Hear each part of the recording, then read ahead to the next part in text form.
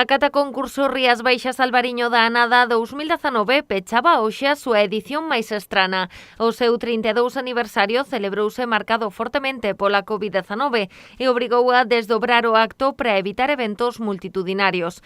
O domingo coñecíamos os gañadores e hoxe recolleron os seus premios. O primeiro recaeu no Albariño Gundián de Adegas Valdés. Un orgullo, un reconocimiento para min e para a xente que traballa con nós, para a miña familia.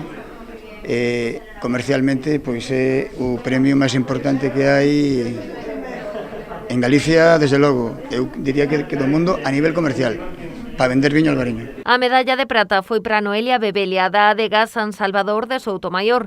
O seu representante coincidiu o destacar a importancia deste recoñecemento, non só para a Adega, tamén para a propia subzona. Recibir un premio sempre é motivo de alegría, pero este ano con todos os problemas que nos están vindo a nivel de, da praga, do COVID, da caída en ventas, a parte en viña está sendo un ano moi difícil con os problemas de enfermedades dos fungos, do mildio.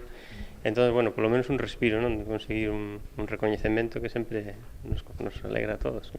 O podio pechou no pioneiro Macherato da cooperativa Viña Almirante, un viño que chegou ao concurso de casualidade e que finalmente deu unha importante alegría aos seus elaboradores. Cando faz algo que é un pouco diferente ou alguén non o comprende ou tal, e tes un espaldarazo así, pois é unha axuda sempre vento a favor, non? Pero cando estás en certos niveis non podes estar pendentes dos premios para desarrollar unha estrategia comercial, che dicía, non? Pero son moitos e importantes xa nunha traxectoria curta os que levamos e iso é moi boa sinal. O presidente do Consello Regulador, a alcaldesa de Cambados e o conselleiro do Medio Rural foron os encargados de entregarlles os galardóns.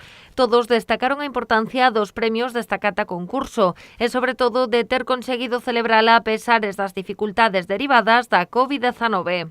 3 subzonas distintas, 3 bodegas de tamaño pequeño y mediano, lo cual quiere decir que en cualquier lugar de la denominación de origen en Rías Baixas y cualquier bodega de cualquier tamaño son capaces y están haciendo magníficos vinos. Creemos que este é un dos atos máis importantes deste ano 2020 relacionado co sector vitivinícola, por non decir, polo menos para Cambados, o acto máis importante. Que no meu coñecemento probablemente este é un dos premios que máis repercusión comercial teñen ao longo da nosa xeografía, non só galega, senón que incluso tamén nacional. Nesta edición da cata participaron 46 mostras de albariños Rías Baixas.